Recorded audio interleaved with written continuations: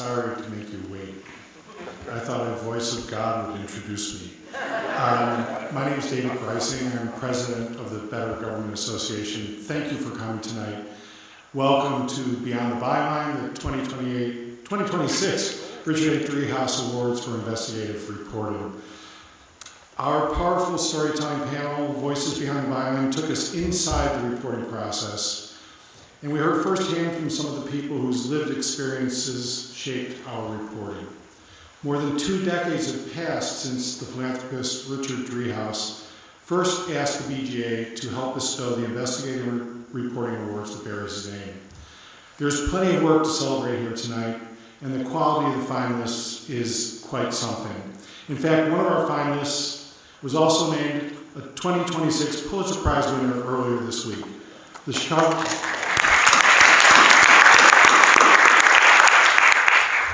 The Chicago Tribune won in the local news category for its powerful coverage of the Trump administration's militarized occupation of our city and how Chicagoans resisted Operation Midway Blitz. This marks the second time in 3 years that a finalist in the Driehaus Awards was also a Pulitzer winner. 2 years ago, the Invisible Institute and City Bureau won a Driehaus and a Pulitzer for their coverage of the Chicago Police Department's indifferent responses to the cases of missing black women. And because Block Club's entry is also a Midway Blitz coverage, we're going to find out if our panel of judges has the same tastes as those of the Pulitzer Committee. I can't wait to find out. Congratulations to the Tribune, Invisible Institute, and City Bureau for their fine work. Let's give them all a hand.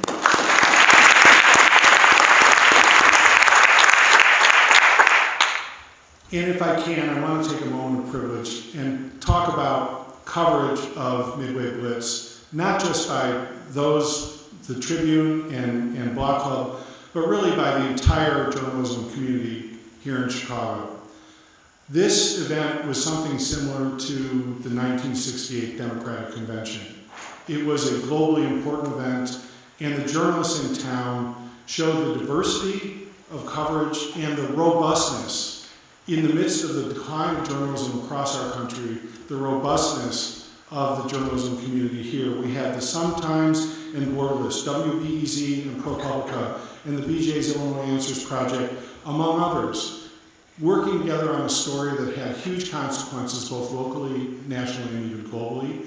We had 12 journalists who were hit by rubber bullets or some other weaponry, and many, many more who had to put toothpaste under their eyes in order to resist the ravages of tear gas. So let's give a round of applause for the work that journalists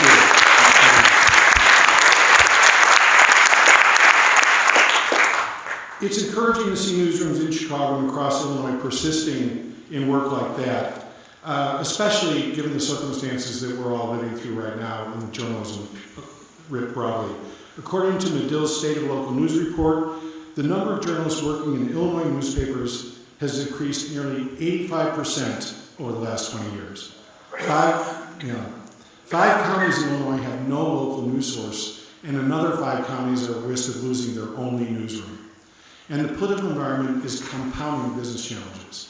Trust in news is weakened as malign actors denigrate journalists for their own political gain. At the national level, one-time bastions of First Amendment free expression have made compromises that will have repercussions for years to come. It's not by accident that the BJA adopted a new tagline, "When power is unchecked, democracy is undone." That's true here in Chicago, in Illinois, and across the country. And that simple yet vital focus all journalists share, checking power through the pursuit of truth, has never been more important as a safeguard for democracy. In the face of historic pressures, the best all of us here can do is to keep producing, reading, and supporting the kind of incisive, compelling journalism that we honor here tonight. Tonight's Driehaus Awards offer a reminder of the salient power of great reporting. This year's entries come from newsrooms large and small, from a pool of Chicago and statewide newsrooms, from the single-handed pursuit of a great story to collaborations by multiple publications, producing reports no one of them could have done on their own. Tonight's finalists are not chosen by the Driehaus Foundation or by the BGA.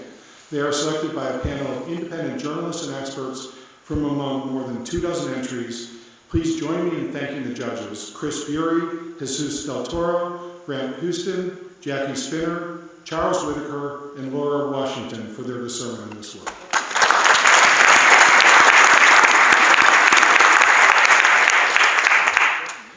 Richard Driehaus set out to encourage great investigative journalism when he first endowed the Driehaus Awards in 2003. And today, the foundation that continues to bear his name is continuing his legacy, both through these awards and through the Driehaus Foundation's significant and growing support for investigative journalism and reporters. Tonight's nonprofit newsrooms that are finalists are all Driehaus grantees, and the BJ has benefited directly from Mr. Driehaus's legacy too. For 3 years now, the BJ's Illinois Answers newsroom has devoted a 3-person reporting team and an editor exclusively to statewide coverage, filling in gaps in newsrooms that have lost the ability to do investigative or deep dive reporting. Our thanks to the Driehaus Foundation for their partnership with the BGA, including more than 2 decades of support for this important awards program. Thanks too to our Second Century Council supporters of tonight's program: Arnold Ventures, Rita and John Canning, the Elizabeth Morris Charitable Trusts, the MacArthur Foundation, the Robert R. McCormick Foundation, and Heather Staines and Leo Smith. Without supporters large and small, we would not be gathering here tonight to honor some great investigative reporting, work that has led to accountability, reforms, and better government in our city and across the state of Illinois. Please join me in thanking the Driehaus Foundation, our Second Century supporters, and all here who have contributed to making tonight's celebration possible.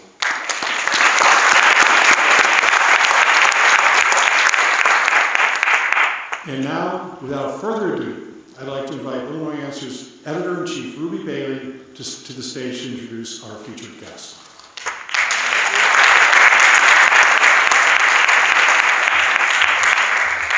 Good evening, everyone, and welcome. I am Ruby Bailey. I have the distinct joy and privilege of being the Editor-in-Chief of the Illinois Answers Project. And I also have the distinct privilege tonight of introducing our featured conversation. So let's start locally with our one and only very own Ms. Sidnee King Pineda. She is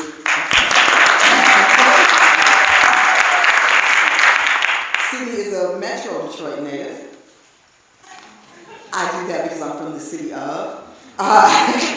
She's a Metro Detroit native, like myself, and she is the BGA's very own audience and engagement specialist. She joined the BGA's newsroom in late 2020 as an investigative reporter covering equity and economic impact in Chicago and in Cook County.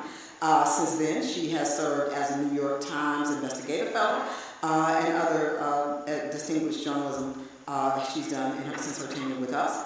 At the BGA, she leverages her investigative skills and her community skills as she serves as the BGA's audience team and deepens our community engagement.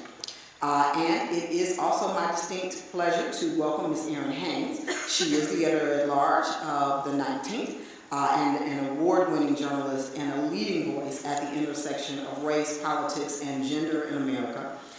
She is also a founding mother of The 19th, and perhaps we'll hear more about what that means during our conversation. The 19th is an independent nonprofit newsroom elevating the voices of women, people of color, and the LGBTQ plus community in American journalism and democracy. And she is also a national political commentator. Errin joins us tonight also, among her many goals, her many jobs, is as the 24th president of the National Association of Black Journalists, the oldest and largest advocacy organization for journalists of color.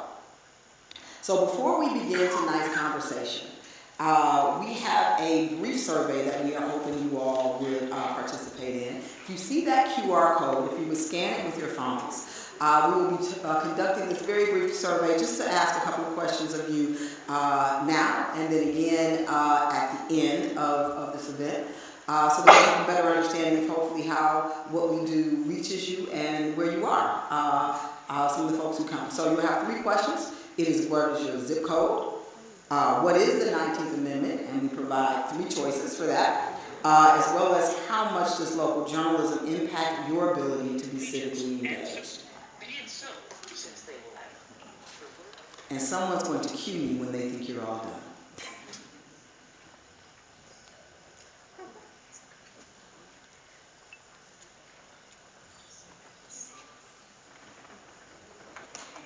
I'm going to guess you're done. Okay. We'd also like to share briefly, before we bring up Errin and Sidnee for the conversation, a brief trailer from the 19th that reflects the urgency and importance of the work that we are here to discuss. So please do, once you are finished with that, direct your attention to the screen for the documentary trailer.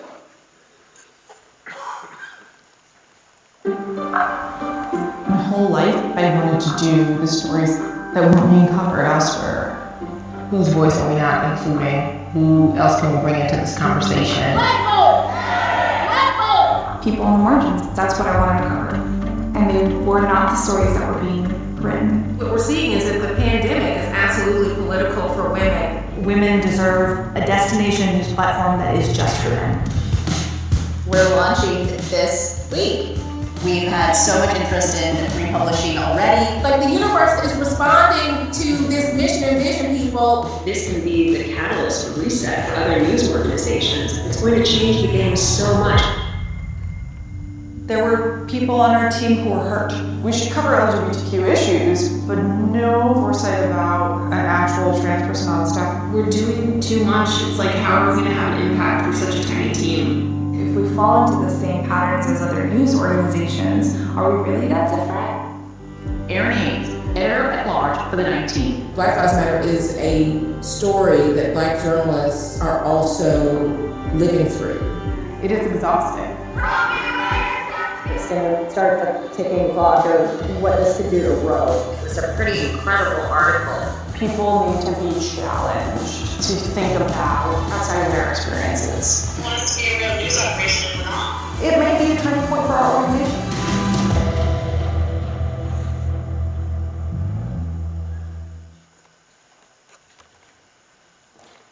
One final thing before we get started, we do want to hear from you during this event. So throughout tonight's conversation, please use the QR code on the screen between Errin and Sidnee there to submit your questions, and we will certainly leave time at the end to answer as many as we can. And with that, okay, if we are all ready, please join me in welcoming Errin Haines and Sidnee King.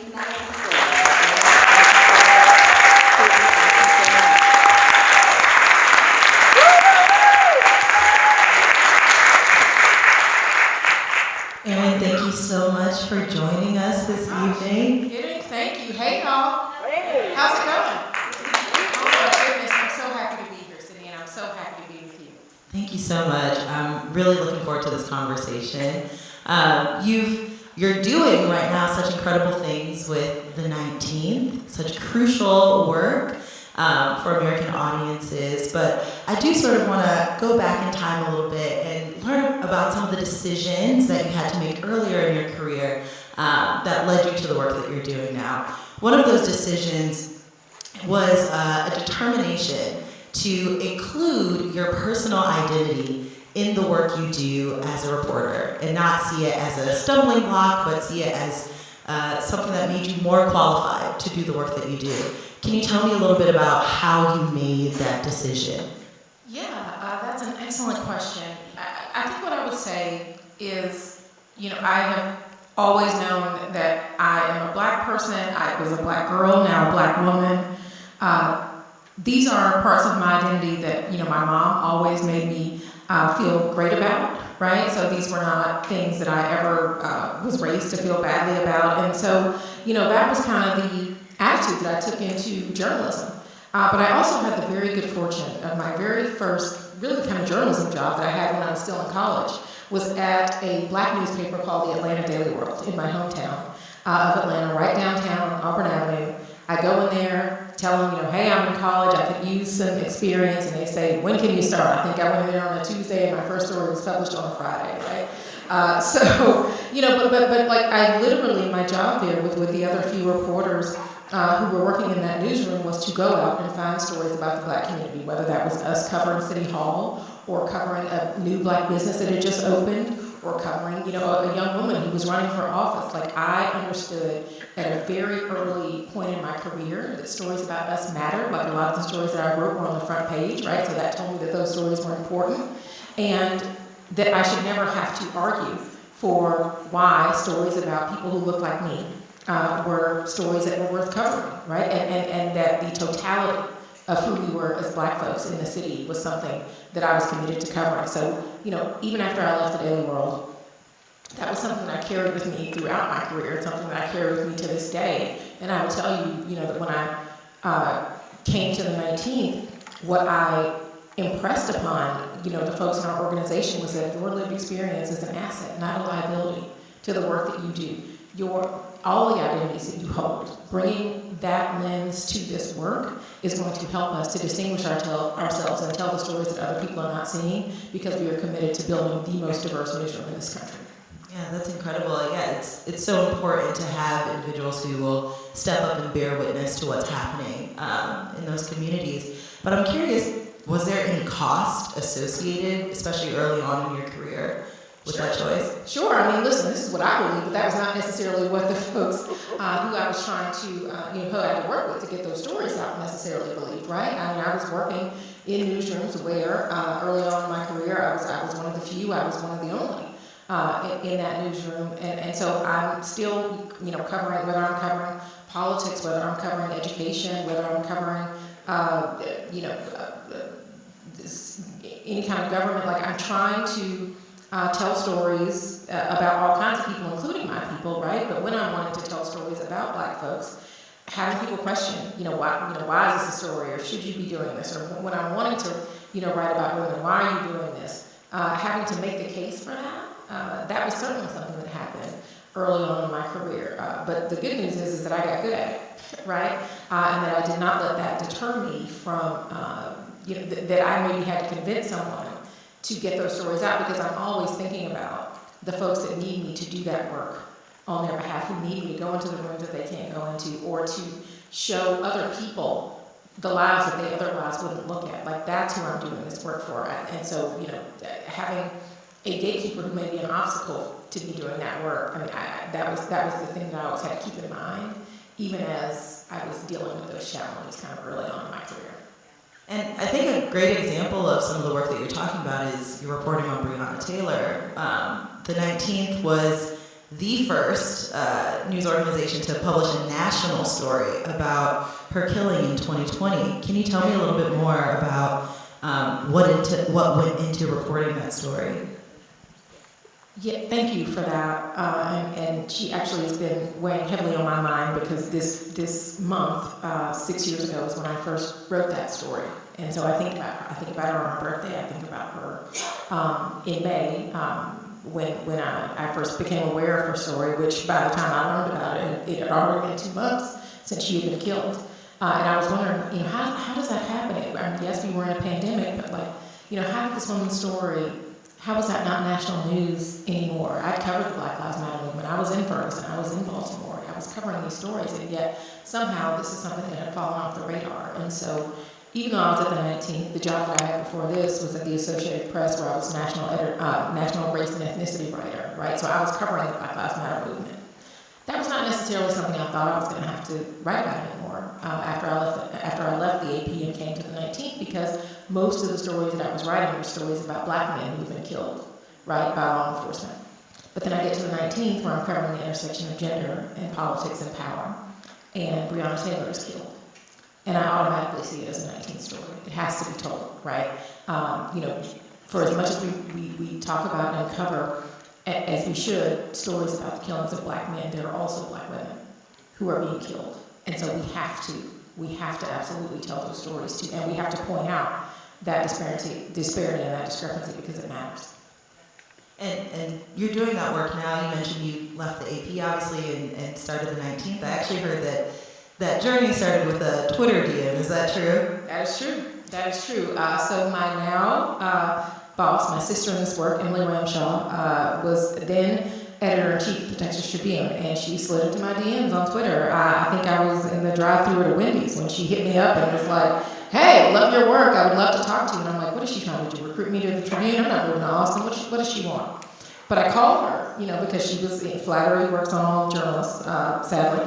And so she said, she liked my work, she wanted to talk to me, so I call her back, and she lays out the vision for this newsroom, which completely blew me away. Now, the other thing that you need to know, aside from the fact that I was ordering a Baconator, was that I was literally on a campaign trail where I was covering 6 women running for president, and yet the way that we were covering that campaign, still getting it wrong on gender, still getting it wrong on race, the most diverse field of candidates that we've ever had the opportunity to cover. I was so excited.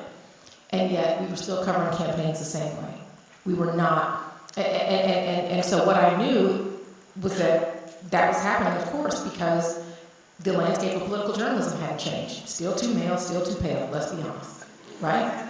So when this woman comes to me with a vision for how we could do this differently, I was like, yes, please, go raise some money and hire me. Like, yes. And that's exactly what she did. So by the time she comes back just a few months later and says, look, this newsroom is going to happen. I need you to come on this journey with me. For me, the risk was not in taking that leap and starting this new thing. It was, what if I stay and hope that this industry that has not done anything differently in so long maybe finally decides to do that.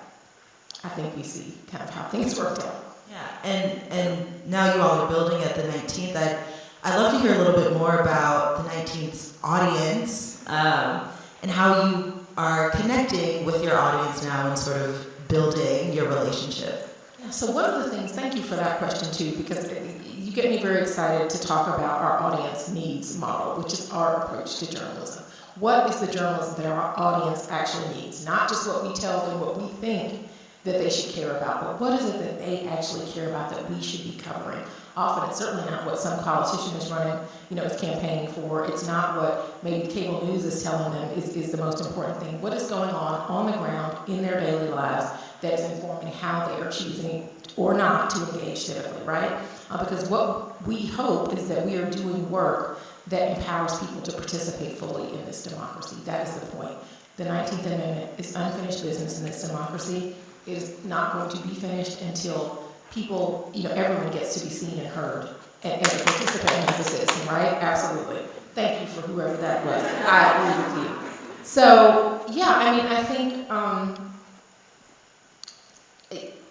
so the audience needs model is really special, and it's not the way that too many places are approaching journalism right now, and I think, frankly, it is part of what is broken about journalism. It is part of how we have broken faith with the American people. Like, we know that journalism and a healthy democracy go hand in hand. That is not a connection that enough everyday people are making because we are not helping make it for them. And so I think that the work that we do, where they can see themselves in that work, where they can see the issues that they care about reflected in that work, that just feels so important. And even, I think even from the beginning, we said, this is not a newsroom where we are just, writing stories for clicks, right? That is not the point of this work. And also, what we've evolved to is that it can't just be about how many people are coming to the website or how many people are following us on Instagram. Like, we have a metric that we call a total journalism reach, right? So we are taking in all of the different ways that we are trying to reach audience.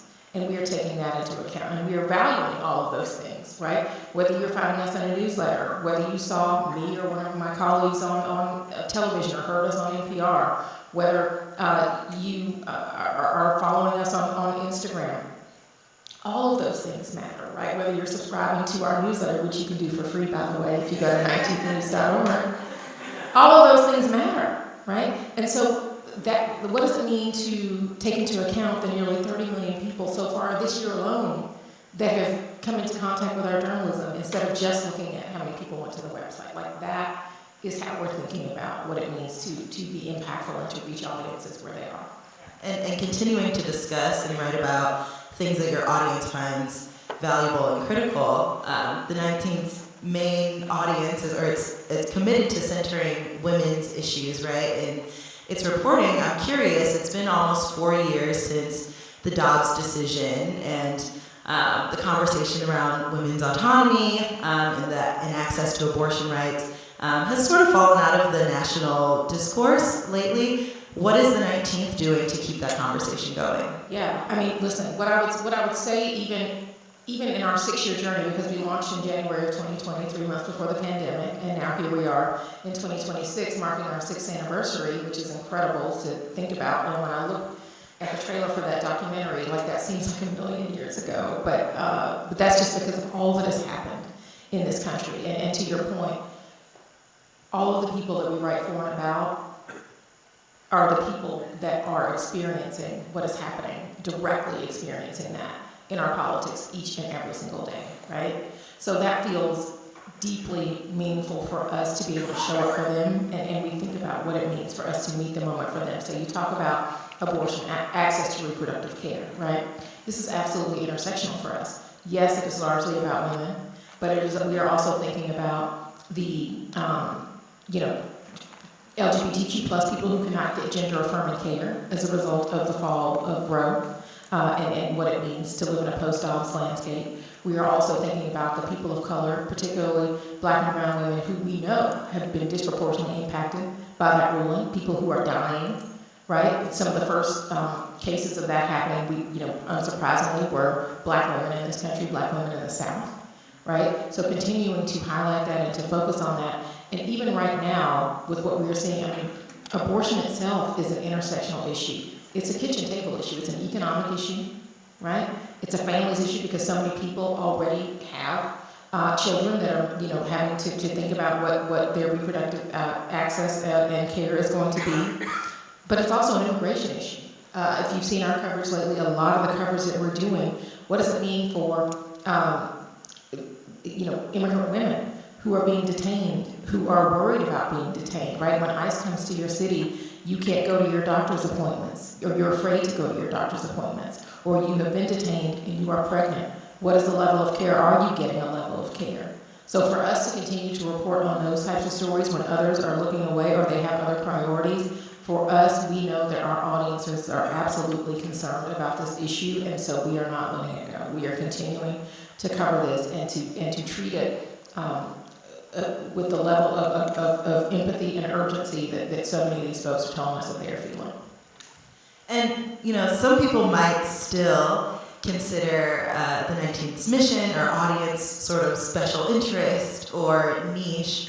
As you're thinking about, continuing to employ reporters and continuing to build, looking toward the future, how are you and the leaders of the 19th thinking about sustainability for this organization, especially at a time where the national conversations around diversity and some of these issues seem to be swinging in a direction that might not be favorable? Love that for us. Half the population of the emerging Democratic majority is a special interest group. Love that. No, I mean, seriously, we have to make the case, we are trying to tell the most honest and accurate version of what is happening in this country. You cannot do that if you are ignoring the types of people that we are covering every single day. If we are not trying to continue to expand who gets to be included in this democracy and who gets to be included in the conversation about our democracy and our politics, right? So it's journalistic malpractice for you to continue to look away or for you to not support that kind of work, full stop. That is the case that we can make to audiences, to this industry, to donors, potential donors, right? And it is very important for us to say that. Also, and I think that this is increasingly becoming the case, people are making the connection between a healthy representative press and a healthy representative democracy, right? I think that they are seeing that those two are hand in hand. I love that BGA and the Illinois Answers Project is also doubling down on that, right? As part of what it means to understand the role of journalism in this country right now. You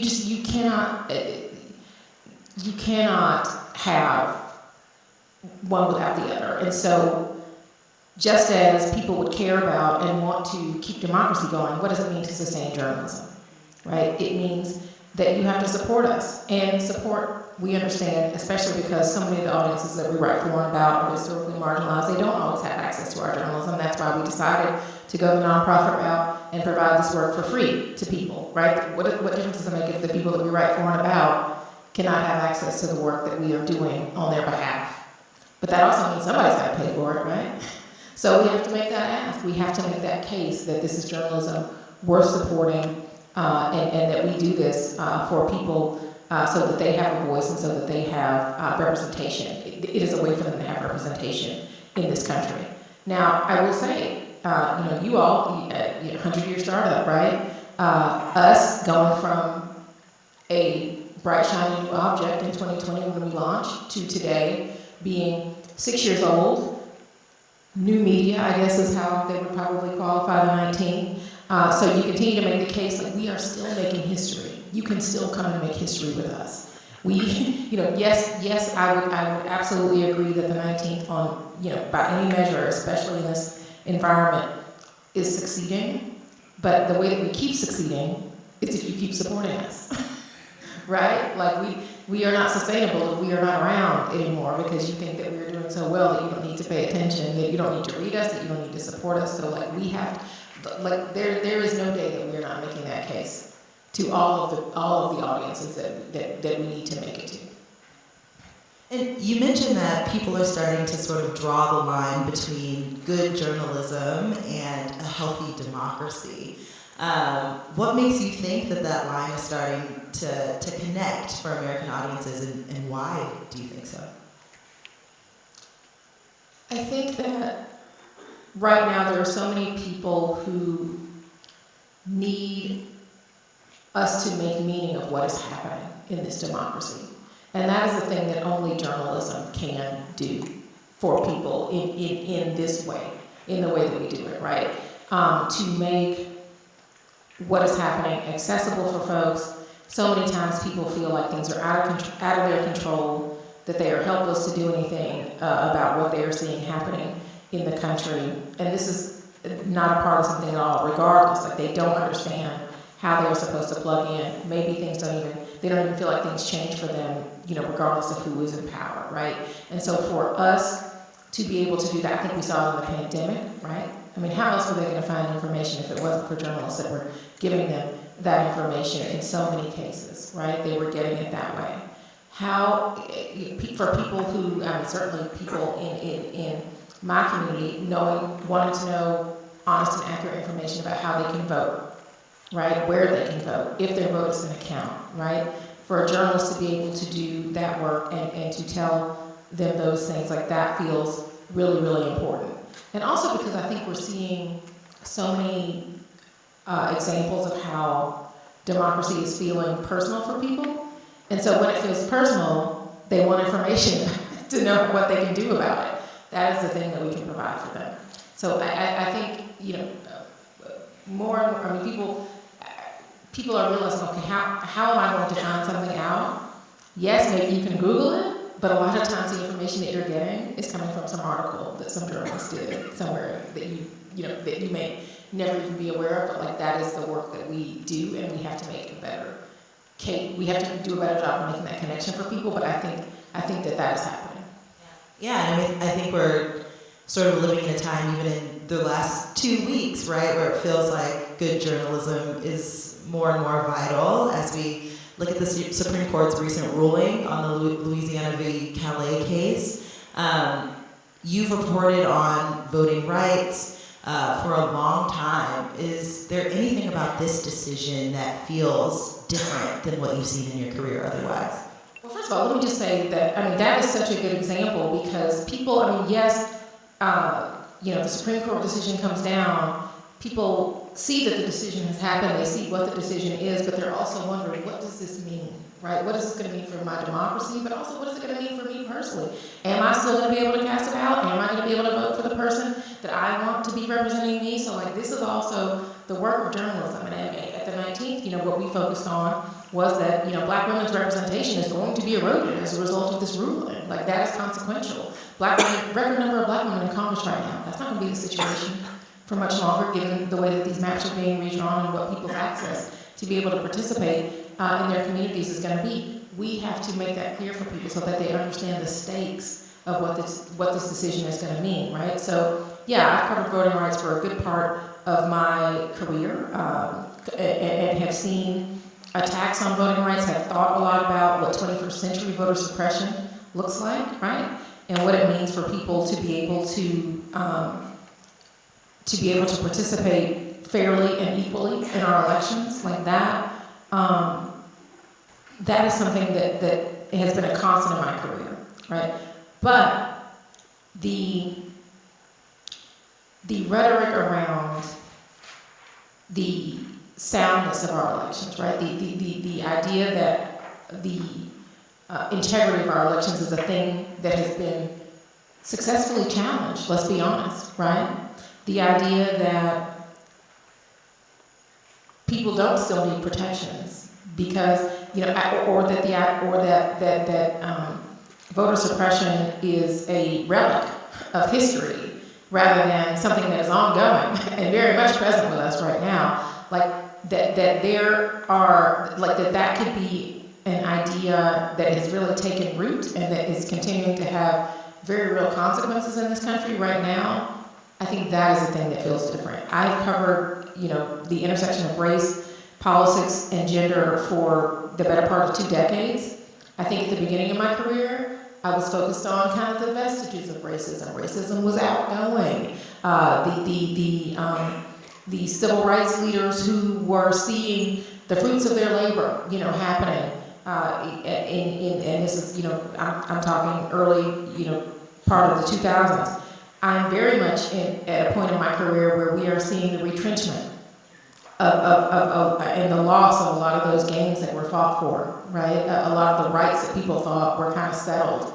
But rights are you know, they're not, even the ones that are, even things that are in the Constitution are up for grabs at this point, right? It's not even just rights that are privileges that maybe can be taken away. So that feels very different. We have a couple of questions from the audience here, and I actually think this question, which the subject line is, "Are we too male, too pale?" The quotes from you, speaks to what you're speaking about right now. But what are the biggest hurdles you think that are keeping Black leaders, and specifically Black women, outside of news leadership? And I'd add an additional question. How can those individuals, sort of getting past those hurdles, impact the sort of reporting we need to see in times like these? The biggest hurdles. Anybody who does not trust Black women, the thing about Black women is that when we try to solve for something, we're solving for everybody. It's not just for us. Because of where we kind of sit in the hierarchy, race, gender disparities in this country, right? Like, our vantage point is from here. And so if we are doing something to try to improve a situation that is probably impacting us, that situation is going to improve everybody. We have a vantage point that allows us to see everything. And so our leadership, what we bring to this work is a spirit that brings everybody along, that sees that is looking around for who is not at the table, who is not in the room. Because so often that has been us, and we don't want that for other people, right? And so the thing about Black women too is that we grow up and go through life knowing how little room for error there is. So if you're hiring a Black woman, trust me, she had to work hard as hell to get wherever she is. And she's going to work hard as hell to stay wherever she is. Not just for herself, but on behalf of whatever organization or institution we're talking about, right? Sounds like an asset to me. Sounds like somebody you would want as part of your organization, right? When I came to the 19th to help Emily to start this thing, I said, I'm putting this thing on my back because I'm not going back to legacy media. So we got to make this work. And I will do literally whatever it takes. Nobody's going to outwork me. I'm going to do this because I believe in this that much. But also the opportunity for me to do the kind of work that I've been wanting to do for my whole life without a fight. Yes, sign me up, right? And I'm off to the races. So like, the qualities that we bring to this work, I mean, honestly, there's nothing but upside. That is the case that I would make. We are so talented, we are so qualified, but too often people are bringing in Black women and valuing our leadership after something is broken. And that should not be the case. Like, bring us in, one, because we learned it, two, because we're going to make whatever it is better that we're coming to, right? So that's what I'd say about that. Yeah, and you were recently elected president of the National Association of Black Journalists. I was. And that's some of the work that you all are doing, right? Trying to equip and empower leaders and challenge news organizations to sort of live up to the ideals they say they believe in. One thing that you did say at an event last weekend that really struck me was you brought up the Kerner Commission, which is around 60 years old. And when the report was first published, the figure of Black reporters in the news industry was around 5%. And today, you said last weekend that number is around 6%. Yeah. Do you think that the news industry thinks that it's made more progress than it actually has? Yes.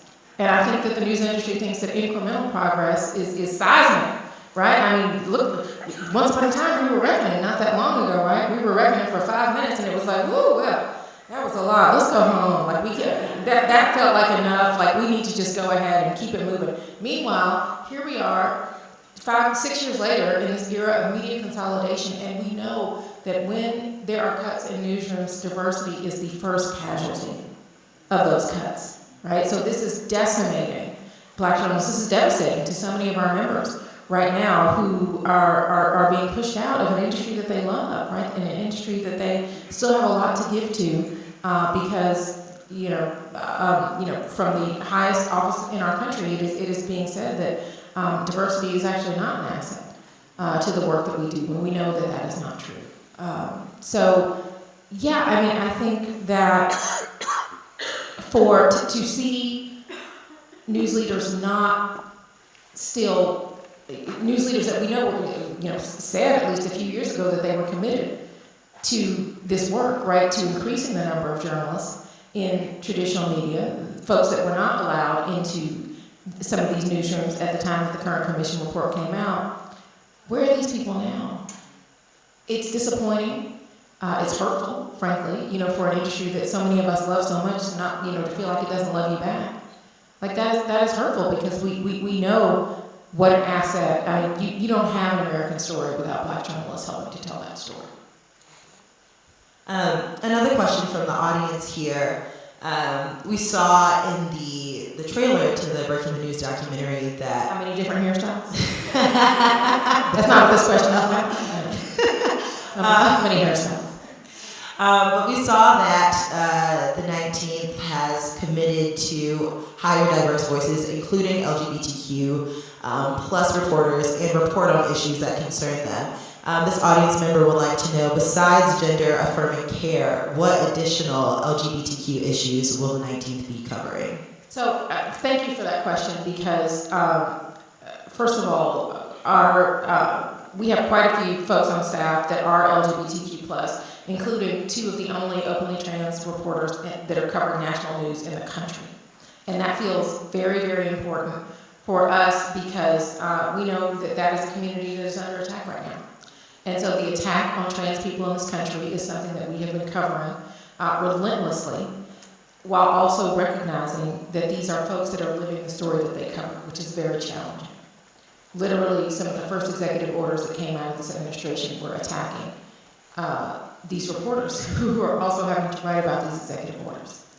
But they are not shying away from that. In fact, they are running to this story and they are covering it because we know that there are people who are out there in this country that need for us to keep talking to them, not just about what is happening to them, but how they navigate a country that is attempting to limit who and where they can be in public. Because that's what this is about, right? And that's not okay. And we say that is not okay. We are not both sides in that at all. So there's that piece. There is the ability of all LGBTQ+ Americans to be safe in public. There are states in this country where people are having to reconsider, can I go here?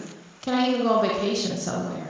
Do I have to worry about where I can go, where I can stay, where I can use the bathroom? Right? Like people's dignity and humanity. Like these are the kinds of stories that we're covering. But we're also covering queer joy. Right? People who are showing their resilience in this moment. People who are pushing back against this in this moment. And people who are finding community in this moment. Not just within the LGBTQ plus community, but in the people who are rallying around them to say, not on my watch, you do not fight alone. Right? Because that helps people who may not be feeling that way in a community, that there are other people in this country that are showing up. And also, maybe somebody reads that in a community and thinks, I need to be showing up in that way for LGBTQ plus people in my community.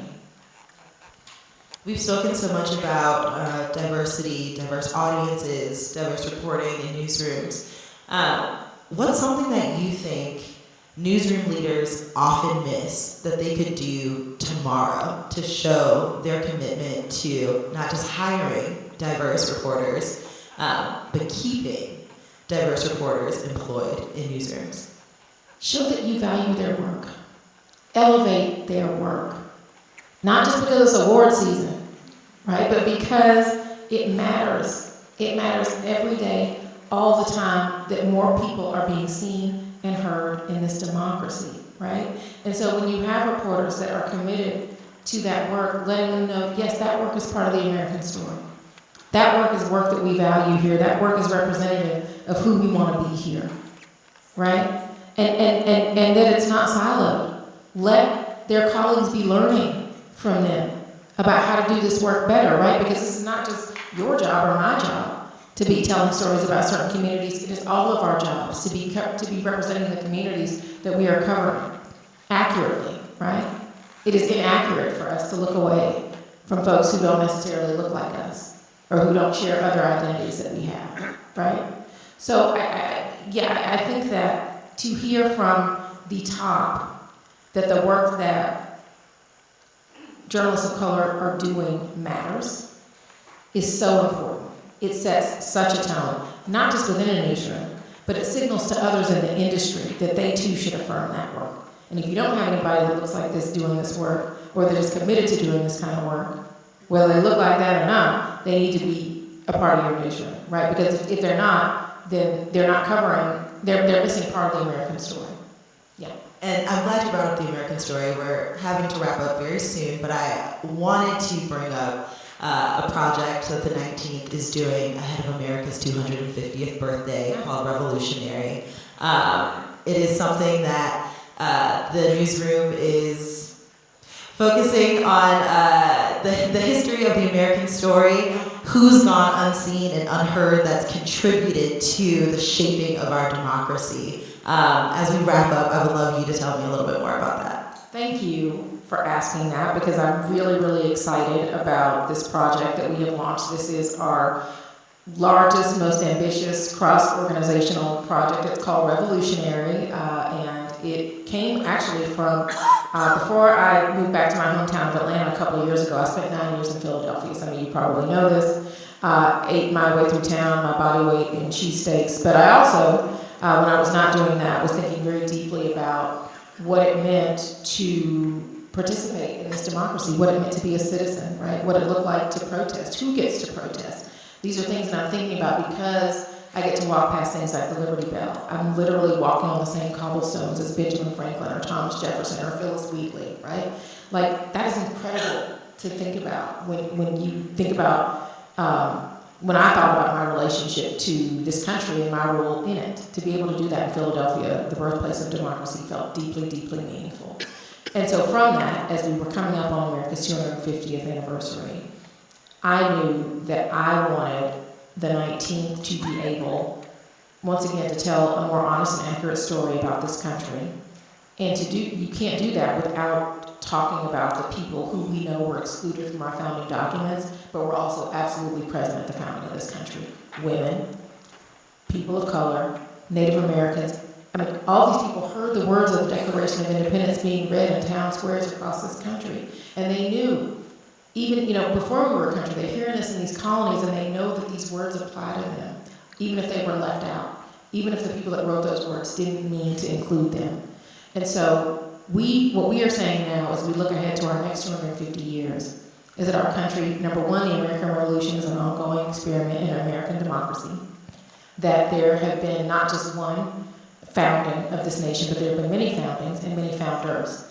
And so what does it look like for all of us to be the framers of what we want this democracy to be, to continue to make it truly representative, right? Especially in the face of some people in this country who would like for us to go in a direction that this country has never gone in before, which is to continue to make forward progress, right? This is, none of us, most of us alive, I would say that, most of us alive now have not been alive at a time where this country was going in the opposite direction.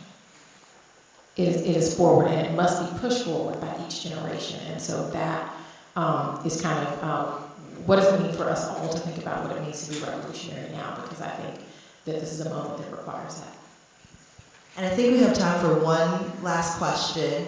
As we sort of reflect on the things we've talked about today and think about what we in this room can do, many of us reporters, others just interested and engaged with news, what do we do to contribute to seeing a more healthy and representative democracy? Does everybody go to journalism school? Should we all? What's not the way those student loans are saying. I was not advised. I have no idea. Listen. I don't know what the student loan forgiveness situation is right now. Would not advise. No, but I mean, look. I think that so many people in this room are doing that. That is what we are celebrating tonight, right? The work that we are doing. The reason that I'm so excited and proud to be here with all of you tonight is because we are doing the work of speaking truth to power.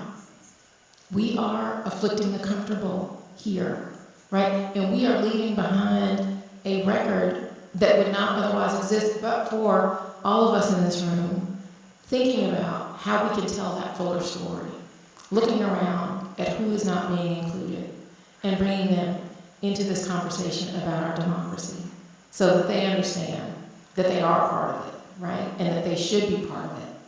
So I feel like, nights like tonight are so inspiring because they are a reminder of those of us who are so clear about what this work needs to be and are a bright, shining light for this profession and who we need to be, especially at such a time as this, because I mean, this is the time for all of us as journalists to be doing the best work of our lives. This is such a challenging moment for so many of the people that we write for and about. But we have the privilege to show up for those people, to channel whatever it is that we think and feel about what we are seeing in this democracy into this work. That is just such a tremendous honor that I feel each and every day, and a responsibility that I feel each and every day, and I know that so many of you feel that too. So keep showing up for the people who need us, because this profession needs you to do that.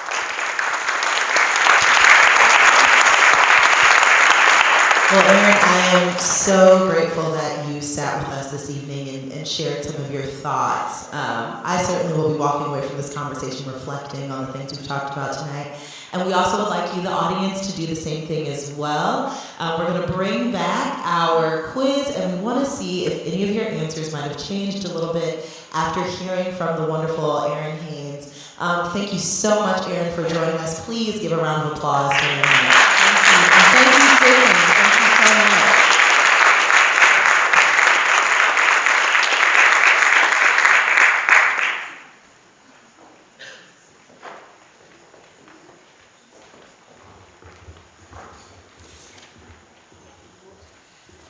Good evening, everybody.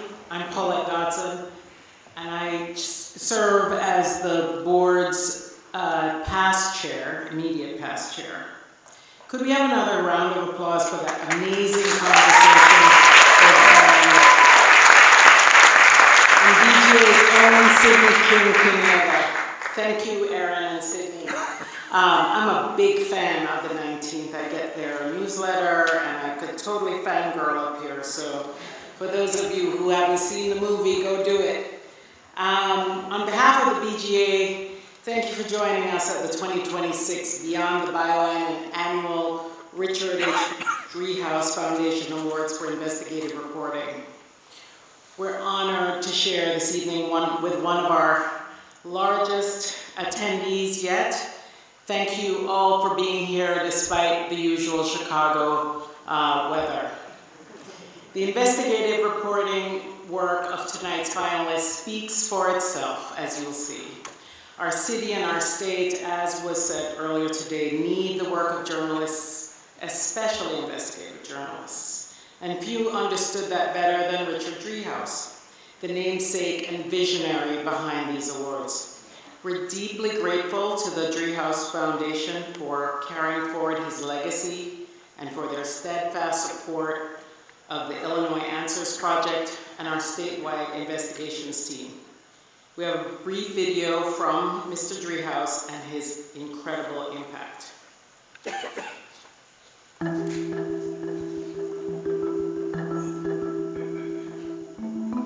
The Driehaus Awards to the journalism community overall are a recognition of the hard work that goes into investigative reporting.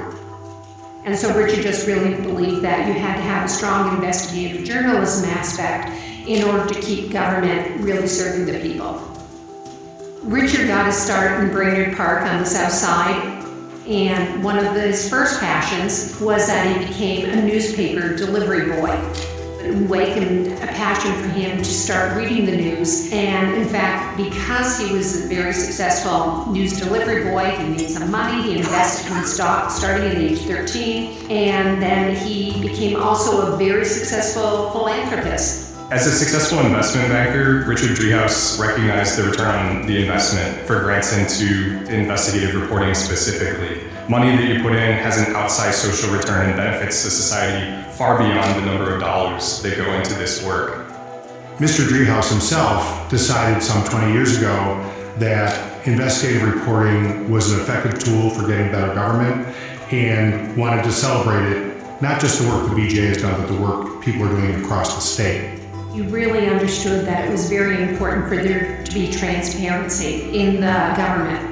The mission of the Better Government Association is transparency, equity, and accountability in government for the benefit of the people of Illinois. We have been doing investigative reporting for decades. We're 100 years old now. And Mr. Driehaus committed $1 million to the BJA at a point when nobody else was getting anything close to that kind of money. And that's the point at which he helped create the Driehaus Awards. Just the last couple of years, we had the award given to WBEZ for its reporting on abuses of lifeguards at the Chicago Park District. Before that, it was a Pulitzer finalist, Quiet Rooms it was called, published by ProPublica. I think one in 2017, Code of Silence by the Invisible Institute, looking at the Code of Silence within the Chicago Police Department. This is work that is critical to exposing wrongdoing, corruption, abuses of the public trust, and to help engage the public around solutions for improving society. The Driehaus Foundation has been a supporter of the BJA for 2 decades now. That has been one of the most meaningful relationships that we have had. We create conditions in which investigative reporting is encouraged and rewarded. And I think the awards have really earned a name for themselves as the most prestigious investigative reporting award in the Midwest and one of the most important nationwide. Richard is really about enriching the lives of all Chicagoans. He was a great contributor and also supported a lot of work that makes our society better and more aware. It's really important that we have great investigative journalism. We're seeing the journalists really put their own health and safety and their welfare on the line. I think it's just really a very powerful tool that we have.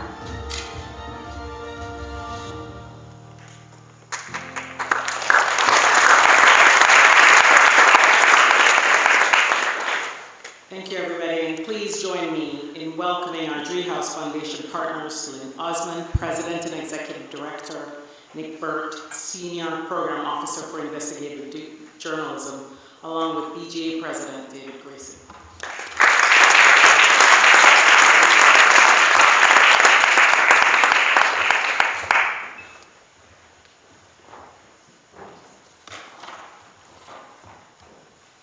Well, thank you so much. It's such a pleasure to be here tonight. And on behalf of the Driehaus Foundation, we're absolutely thrilled to help recognize the very best of Chicago and Illinois investigative reporting. At the annual awards, there are two things that stand out to me. Richard Driehaus's legacy continuing to support local news investigative impact and enrich lives, but also the promise that only when we illuminate our greatest challenges and government failures can we help to create lasting change. Richard truly saw investment in the skilled investigative newsroom as a winning bet for the local community. An investment with an enormous return, providing facts, changing minds, and changing lives. And Richard would absolutely love seeing how these awards have grown. Both to see the tenacious finalists here today, but also to see each of you here and what you bring to this opportunity that investigative reporting provides us all. We each have a role to play. To keep reading and sharing the facts journalists uncover, to keep subscribing and supporting these amazing newsrooms, and to follow up with our elected leaders and really hold our government accountable. If you're one of the 2026 finalist newsrooms here tonight, please stand up. And those are Block Club Chicago, the Chicago Tribune, Injustice Watch, and Southside Weekly.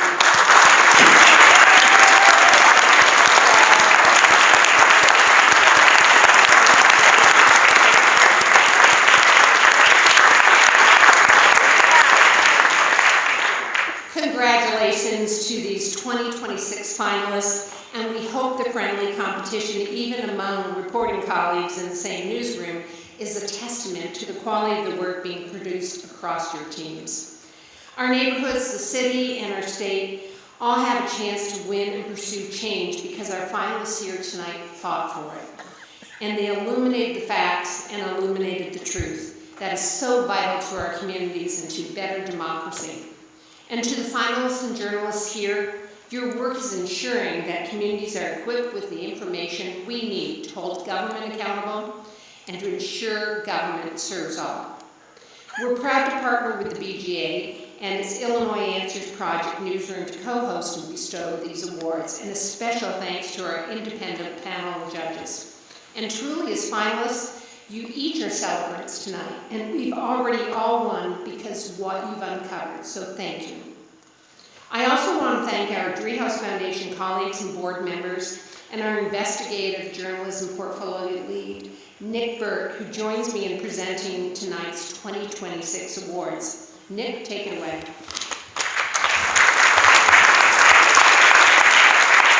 All right, thanks Lynn, and thanks to all of you for being here tonight. We are in a moment when trustworthy local reporting is shrinking, even as the need for accountability journalism grows. Across mid-sized cities, rural areas, and Chicago communities alike, although each experiences it differently. Meanwhile, news deserts threaten public access to credible local information. The Driehaus Foundation has steadily grown its support for government accountability and investigative reporting, committing $6 million over the last 3 years to Chicago-focused newsrooms and reporting across Illinois. If there are any grantees in the audience tonight from the great Block Club Chicago, Borderless, Chalkbeat, City Bureau, the Chicago Reader, and Justice Watch, Investigative Project on Race and Equity, the Invisible Institute, ProPublica, and others who are part of helping us do this. We also have some news of our own to break tonight. I know that this is a news crowd, so you are the first to know that last week the Driehaus Foundation's board approved its largest ever investment into Illinois investigative and government accountability journalism. We are proud to announce another $3 million in multi-year commitments to Illinois newsrooms. These grants,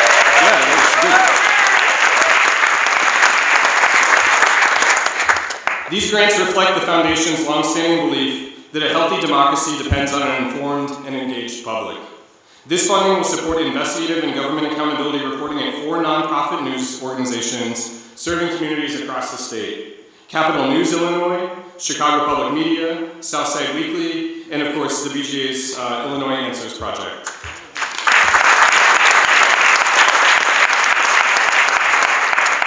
This grant to Illinois Answers builds on work our investment launched 3 years ago, supporting a statewide investigations team that bolsters newsrooms in every corner of the state with critical watchdog journalism.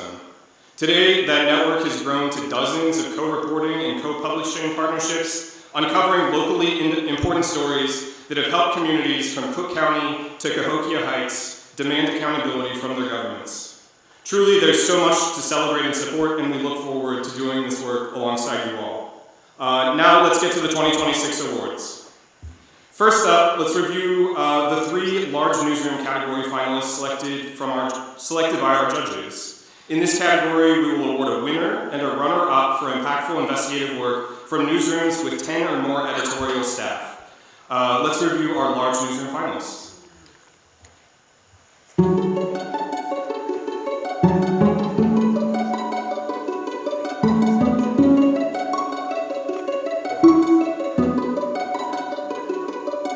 We wanted Chicago Under Siege to be an archive and an analysis, a permanent record of what happened in Chicago when the federal government used violence on its own people. It was very important to us to capture the reality of Chicagoans, so we spoke with more than 60 people. Some we had already interviewed weeks before.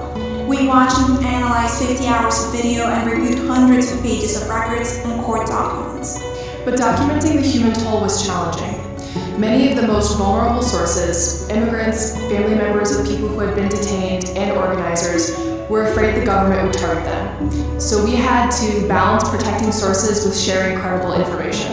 What we found is that almost every aspect of life in Chicago seemed disrupted by the federal government's actions. People had loved ones taken away, immigrants were afraid of leaving the house, businesses suffered. Meanwhile, federal officials often made claims about their presence that were ultimately proven false by witness accounts. When Block Club questioned federal authorities, the government refused to answer questions and said our reporting included false accusations.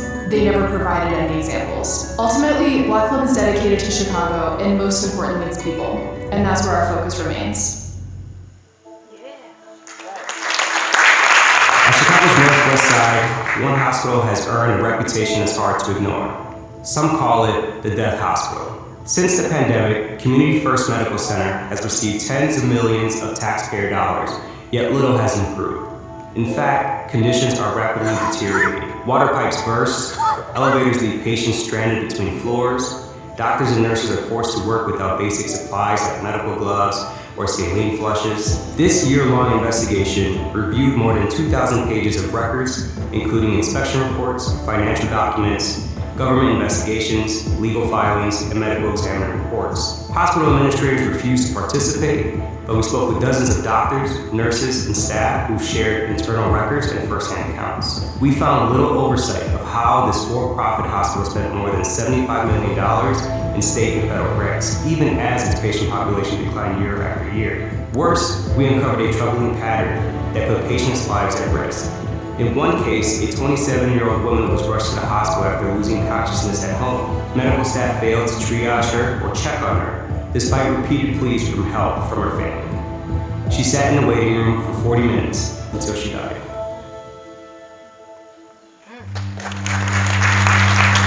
In September, the federal government launched an immigration operation in Chicago called Operation Midway Blitz. The federal government justified its operation in Chicago by saying that they were going after, quote unquote, the worst of the worst. We wanted to find out if that was true. It was immediately clear that that was dubious because the first person they arrested was a flower vendor.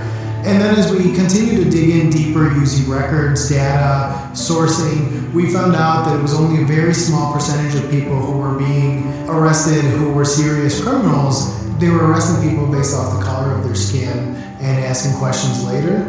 We could see pretty immediately that this wasn't going to be an ordinary deployment of federal resources for law enforcement. We could see that it was going to be something focused on politics and spectacle and violence. And so we filed hundreds upon hundreds of record requests for everything from 911 call audio to building reports to communications among officials to try to get a sense not of what the feds said they had done, but what they had actually done. United States Senator Dick Durbin confronted Kristi Noem, who claimed that U.S. citizens hadn't been arrested with some of our reporting.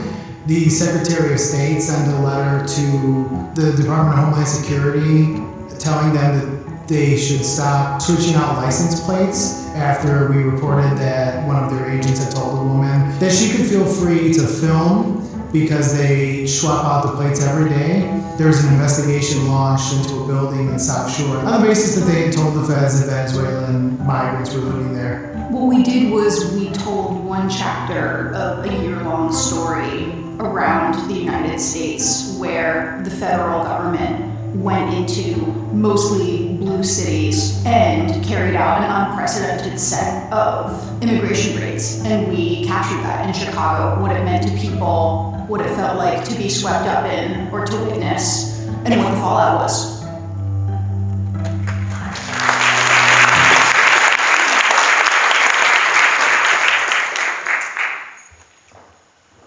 What an excellent group of large newsroom finalists. We'll announce the runner-up first. If you are announced as a runner-up or as a category winner, please come up to the stage to accept your award. We'll take a photo in the center of the stage, and you can share some brief remarks. The runner-up in our 2026 Driehaus Awards for investigative reporting for a large newsroom is 64 Days in Chicago, the story of Midway Blitz, from the Chicago Tribune by Gregory, Pratt, and Hernández.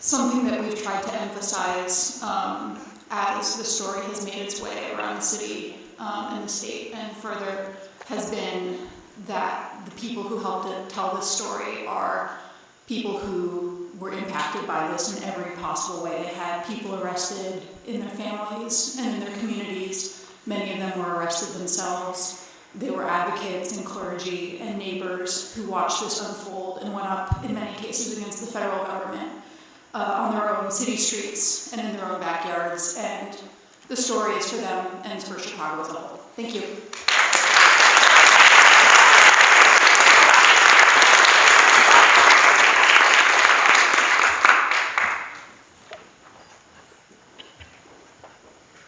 Thank you. And our 2026 Large Newsroom category winner is Chicago Under Siege, Block Club's Operation Midway Blitz, by Francia, García, Hernández, and Madison, Savedra.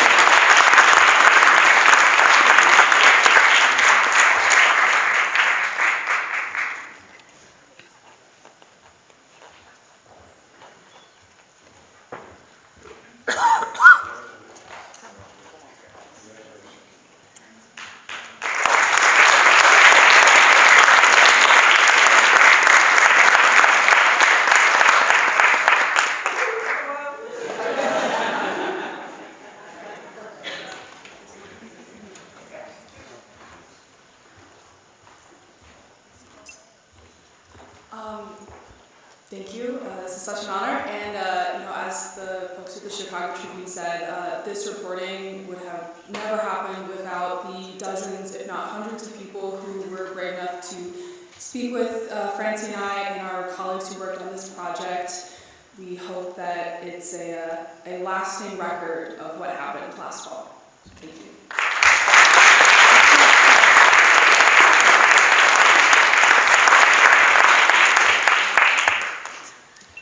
And now for small newsroom category finalists, we recognize impactful investigative work from newsrooms with 10 or fewer editorial staff. Let's review this year's finalists.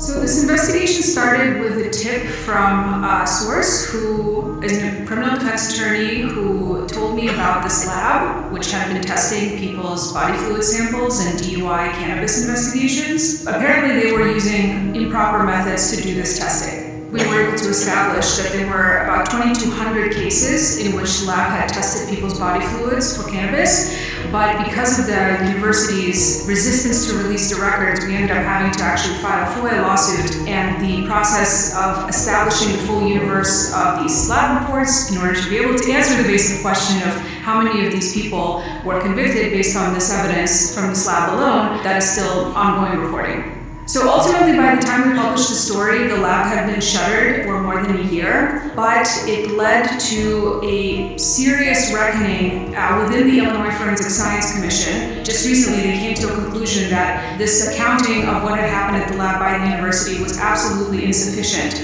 to actually assess the impacted cases and ultimately the impacted individuals who the lab may have claimed were under the influence of cannabis while driving. There really isn't any kind of watchdog in place to monitor that crime labs that produce evidence that incarcerate people. Those labs are not monitored by any agency that's accountable to the public to make sure that they're operating in conformance with actual sound science.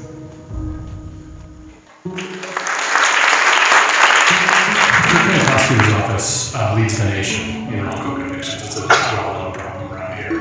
And there had been a lot of sort of PR around the Conviction Integrity Unit, which was a group of prosecutors whose job was supposed to be looking at innocence claims and determining whether people they might be valid. We got some data from the office. We dug into the actual track record of the thing. Pretty quickly, some patterns popped out. But the biggest thing that we found was there were these 21 people who had applied to the CIU, been rejected, and then in one way or the other, showed enough evidence to win their release. Our second story came back and reported on the way that Eileen Burke, the newly elected state's attorney, really weakened her office's structure for assessing innocence claims after the story came out. The specifics that we had pointed out about it drove some advocates and activist groups. And also I know that Burke faced some questions at a county budget hearing from a commissioner whose questions were informed by our reporting. We managed to get the story to upwards of 200 people, many of whom had been applicants to the CIU who were rejected themselves. They just really appreciated that we took the time to make sure that they knew about the story. We tried to root all the reporting we did in personal stories from guys such as Kevin Jackson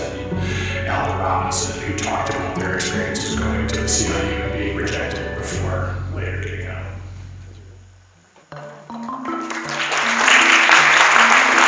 As the Trump administration reaches a mass deportation campaign that has swept up thousands of people across Chicagoland and the country, many immigrants are urgently seeking legal assistance where they can get it.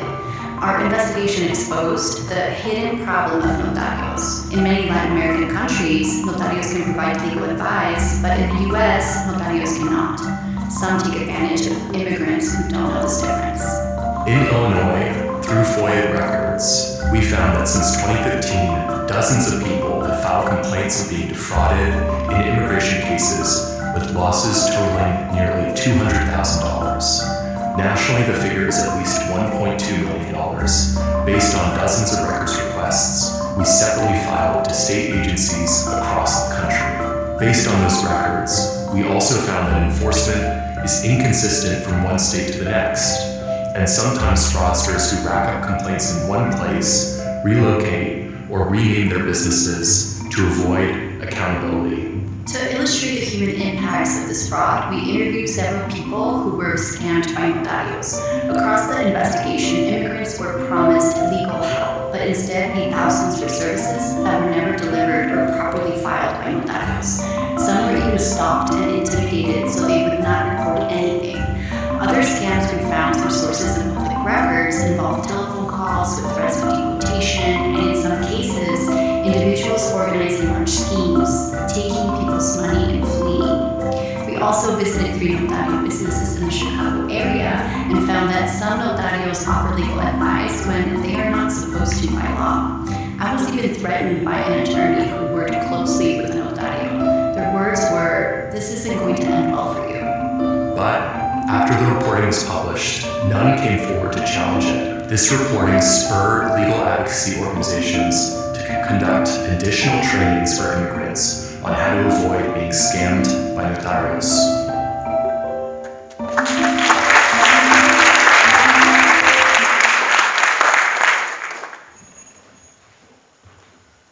Another amazing group of small newsroom finalists again this year. As before, we'll announce the runner-up first. Please come to the stage to accept your award and share brief remarks. The runner-up in our 2026 Driehaus Awards for Investigative Reporting for a Small Newsroom is Denying Justice, from Injustice Watch by Dan Lincoln.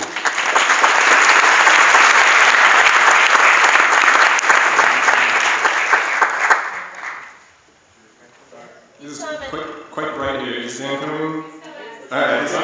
Dan is on the way.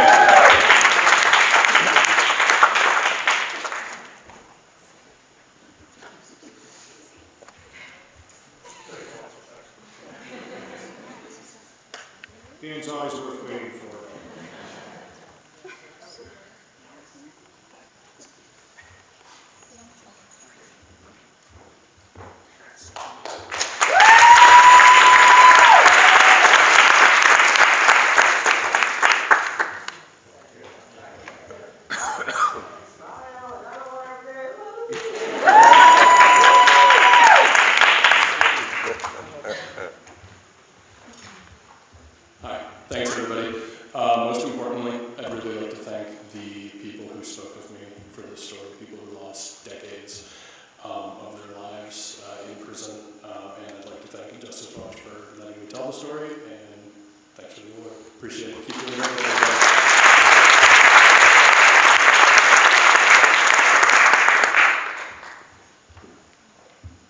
And our 2026 Small Newsroom category winner is an Injustice Watch sweep, Forensic Failures by Madison.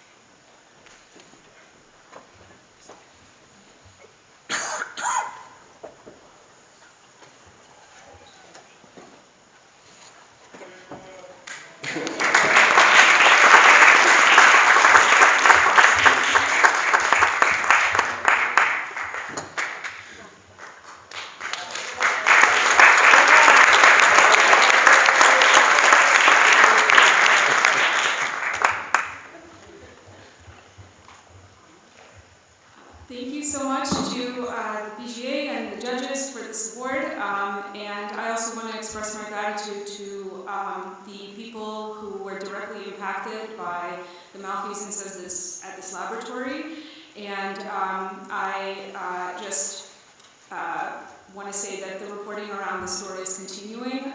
We are making progress on getting to the bottom of the central question, which is how many more people are out there who've been wrongfully convicted, potentially lost years of their lives, even facing wrongful accusations based on the work of this lab. So thank you to Injustice Watch for publishing it, and please stay tuned for more reporting about this lab crisis. Thank you.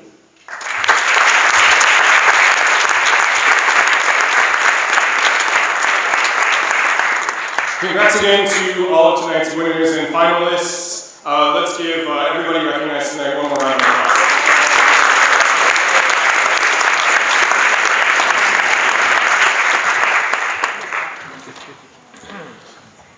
What a night. Storytelling, a stellar and timely conversation with Errin Haines, and a celebration of investigative talent right here in Chicago, Illinois. Thank you, Lynn and Nick, and to the Driehaus Foundation, and a big congratulations to all of tonight's winners, runners-up, and to all our finalists. All of your work deserves to be celebrated. And thank you to all of you in this room for all you do as readers, local news supporters, and most of all, helping to support and celebrate investigative reporting. Let's toast this great talent and our work together. Winners and runners-up, please join us on stage for a photo op. And the rest of you are released to go celebrate with drinks out in the anteroom. Thank you very much.